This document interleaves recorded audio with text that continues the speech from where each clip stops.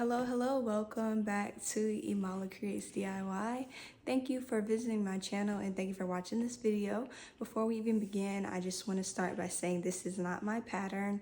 I actually got this from a creator on Etsy by the name of Sewing Patterns Market.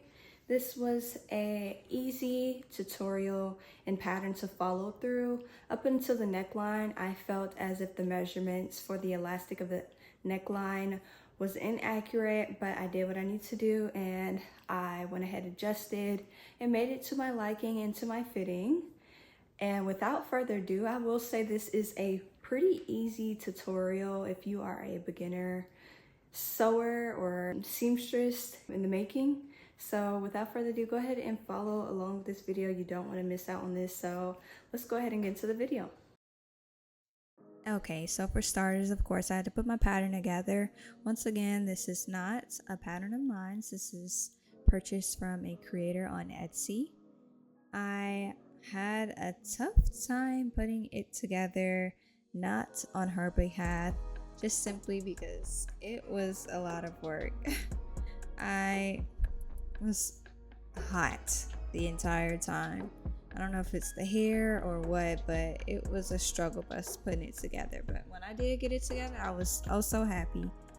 I had a tough time printing it as well. I don't know if it's had something to do with my cell phone or if it had to do with the pattern itself. But once again, once I put it together, I was happy. Right now, I'm putting a pattern together for another piece that I'm working on, and I have to say it's been a total nightmare and a headache. So I really do appreciate this creator with the easy pattern that she put together. I didn't have any issues, no questions or anything like that. So here I am putting my fabric down, just make sure I get it as straight as possible to make sure that I have my pattern laying on it perfectly. I did, of course, put my right side out first so I can see an actual example of what my dress will look like. So here I am laying it on the fold as instructed, cutting it out and doing that for the front and the back. I don't have any sewing weights, so I ended up using pins. I used the same pins that I used to sew, like the sewing pins, and here I am doing my sleeve as well. I'm just not trying to buy a ton of things when it comes to sewing. I feel like it should be, I don't want to say a compromise, but right now in my sewing journey, I don't have a lot of room to buy every single sewing device there is. I have to make do with what I have with my space. So here I am clipping everything together, making sure to carefully put my fabrics together as I made my cuts very precise, and I did that on purpose because when I take it to the serger, I want to make sure that I'm not cutting off any excessive fabric because I have it cut perfectly on purpose. So I made sure to line up my right sides to right sides. Of course, right now what you're seeing is the wrong sides, and I am aligning my fabrics to touch and clipping it right there. First, as instructed by the creator of this pattern, is to sew the shoulders together and then go along the sides to make sure that you have precise measurements. And like I said, I'm flipping it well together, and here I am doing my sleeves as well to make sure everything is nice and flourished and finished so that I have a nice pretty long dress.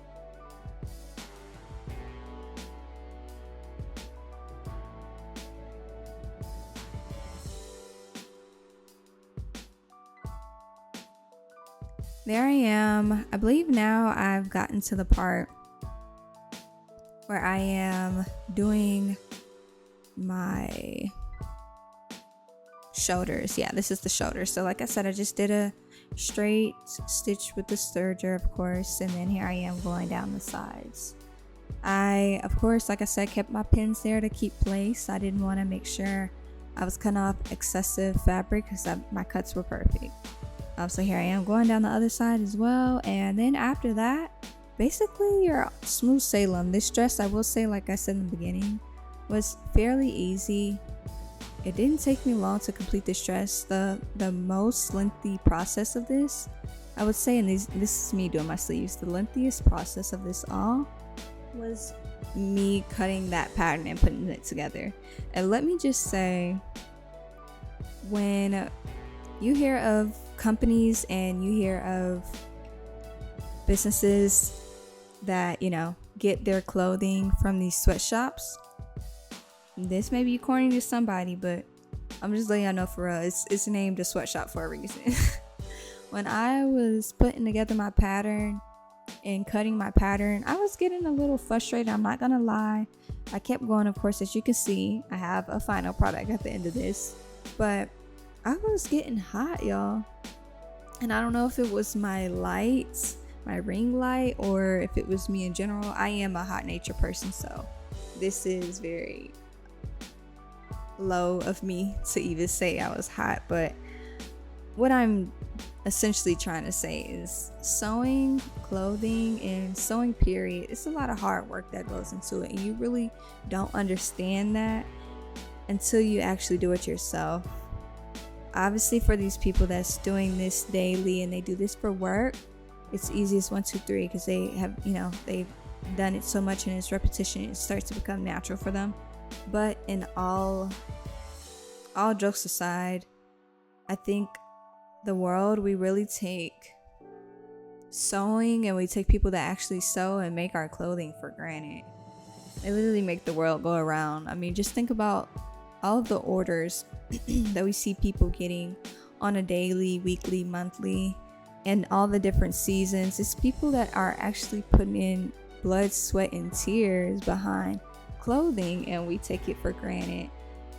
Just for instance, like shops like Shein and Fashion Nova, like these big brand name stores that sell clothing for little to nothing. Just imagine the people that's actually behind the outfit that you have on. Like, I'm starting to really think about this and putting things into perspective, and it's really made me want to hone on my craft and my skills of sewing, because it's a lot of hard work. When you sit back and think about it, like this essentially, I mean, it shouldn't have. Maybe to an advanced person it wouldn't take as long, but it took me quite some time from start to end. So just think about someone that has to produce multiple of those out a day, and we don't know how many they have to produce a day. Just think about that sometimes. All right, thank y'all so much for listening to my TED Talk. I went on a tangent there. So sorry. I just have so much passion about it now, being that I am the person behind the clothing now. I don't sew everything, but my goal is to sew entire closet worthy of clothing. Now, the only thing, and I'll probably give it a try, but the only thing that I do not see myself fully making multiples of is jeans. I've watched a tutorial on jeans, and it may be easier than what I make it seem to be, but let me just say I understand why they're expensive. It's a lot of extensive things that go into making jeans. Just think about the buckles, the labels, the designs. Jeans is pretty extensive for me. So I don't think I'll make jeans. I'll probably make tops for myself, make shirts, dresses, skirts, but jeans, I don't see that in my future. Anyways, here I am putting my sleeves in, and I turned my sleeves right side and stuck it into the dress with the wrong side facing, obviously, so that when you turn it inside out that they're both facing one another. And here I am clipping them together, making sure carefully that I am matching my seams. Very important. That is the difference between it looking professional and looking unprofessional. So I really was a stickler or a heckler, whatever, for make sure that my seams touched. And I started actually at the top, surprisingly. I was going to start at the seam, but I felt like if I started at the seam, it would be easy for me to slip and miss it. And I was highly impressed with myself by how I was able to keep the seams right corner spot on. And here I am just going on the machine, just making sure that I'm keeping everything nice and straight. I don't, again, want to cut any fabric, so I'm just watching my blade, making sure that I keep everything aligned so I'm not messing up the dress.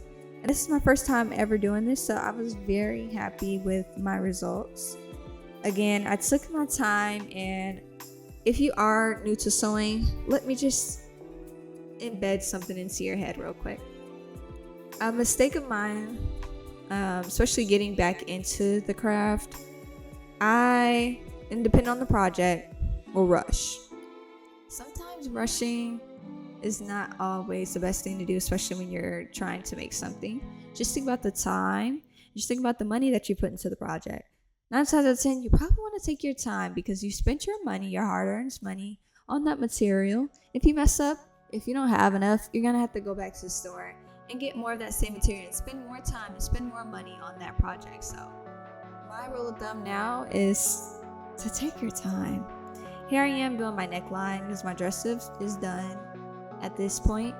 And according to the pattern of the young lady, she said to do 0.5 of a yard. And if you know metrics and measurements, we know a yard is 36 inches. 36 divided by 2 is 18.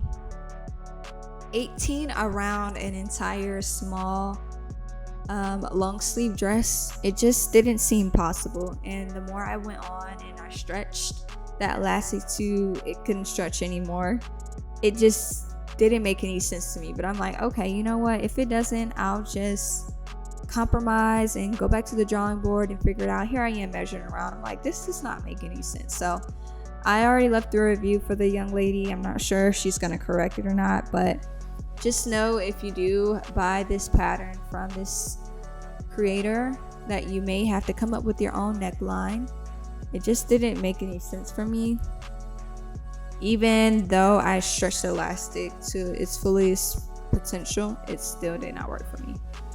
So here I am giving her instructions to try. So this is again my 18 inches of elastic, and I'm using the 1/4 measurement of the elastic. I don't even know if I said that properly, but I took the same approach as if I were making like a skirt or pants, and I was like, okay, I'm guessing what I need to do is sew my elastic pieces together, try my best to pull the elastic as far as I can and find that middle point.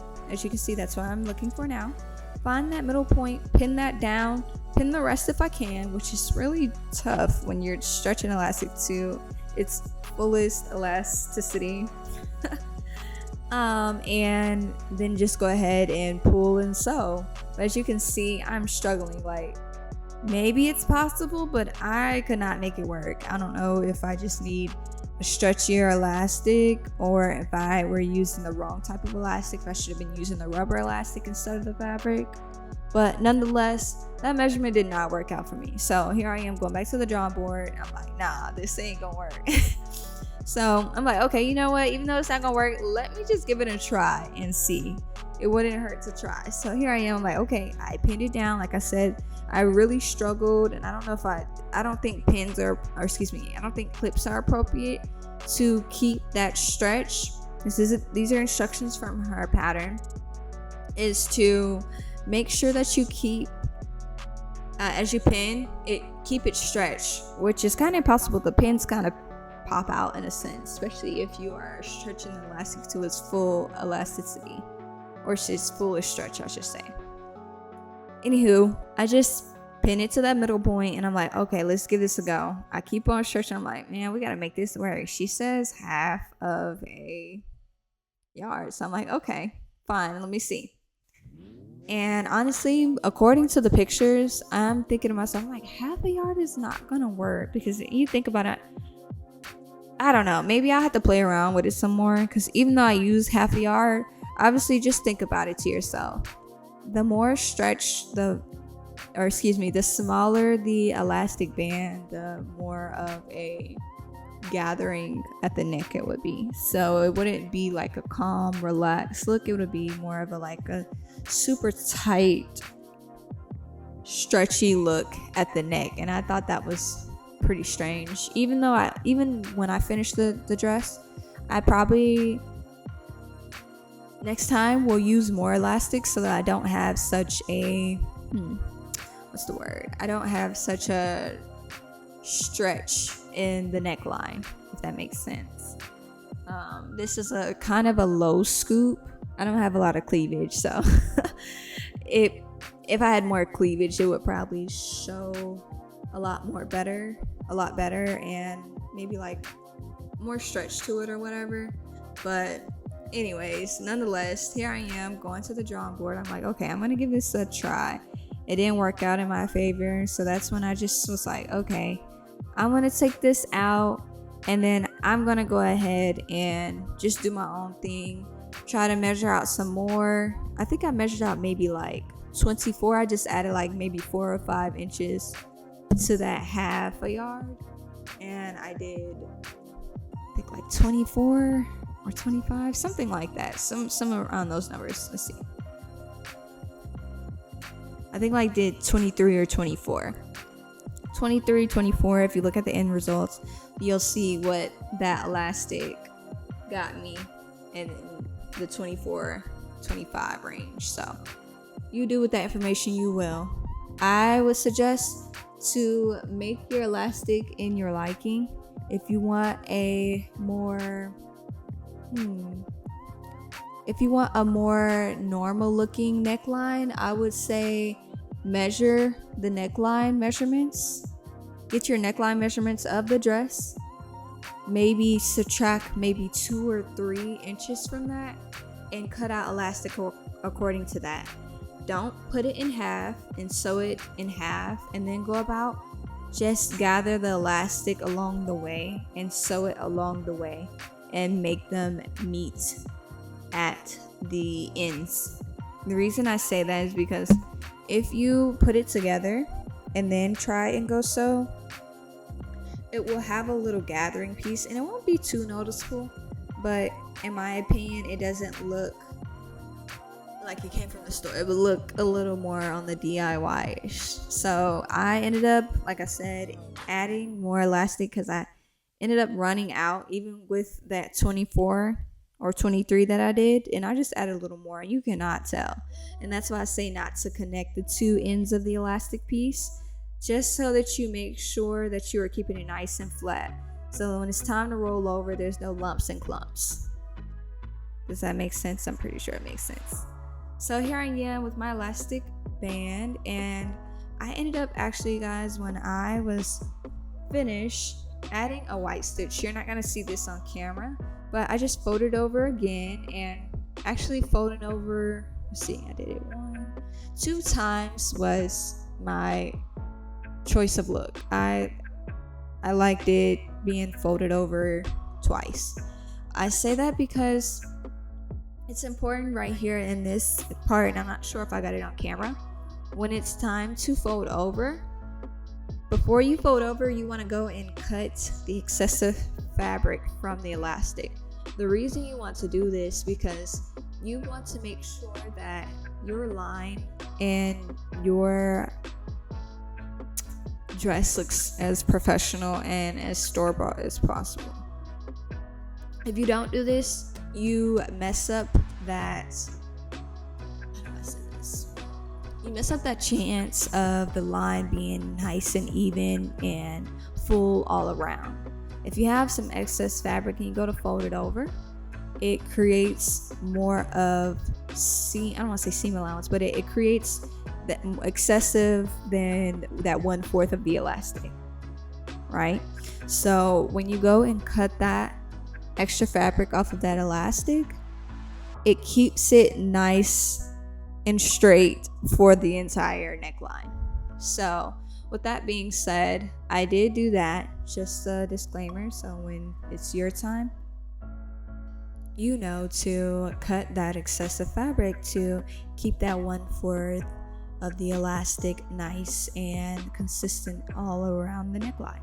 So here I am folding it over, and I'm using, like I said, black thread. Almost said stitch. I'm using black thread, which I felt didn't look so professional looking, and I keep abusing the word professional, but it didn't look it wasn't easy on the eyes, I'll say that. And the reason I say to use the reason I said that I use the white thread, because if you do mess up, let's just say, like, no one's perfect, so if you are kind of in the moment during the zigzag stitch and the zigzag goes a little more wider or thinner or whatever, it's very evident in that black thread versus the white thread. It kind of hides that. Or like I said, whatever material you're using, it hides. If you use whatever material you're using and you're using that color thread, it hides your errors. And who is just walking up on you and looking at, you know, your color on color, material on thread color, stitching? No one's doing that. So just to save any of that, just make sure to do the same color thread as your material so that you leave it looking really nice and flush and pretty looking. I mean, you'll see at the end, I did show results from the black and I did show results from the white. So if you look closely, you can see the neckline. It has that black stitching around. This was before I went in that night and put on the white thread, but it's really cute nonetheless. I love this dress. I can't wait to make more, honestly. But I did not go in and do the suggested of the sleeves. I like the longer sleeves myself personally, and my sewing machine was giving me such trouble trying to just do the sleeves in general. But here is my dress. Let me know what you guys think in the comments section. Definitely give this video a thumbs up, and while you're here, go ahead and subscribe to this channel as well. You don't want to miss any new videos. I am thinking of making a new dress, so you don't want to miss that as well. But thank you guys so much for coming to my channel. I hope you guys have a great whatever kind of day you're having, Monday, Tuesday, Wednesday, Thursday, Friday, Saturday, or Sunday. Just have a good one, y'all enjoy, and make sure to check out this creator's pattern, and I'll see y'all next time. Bye.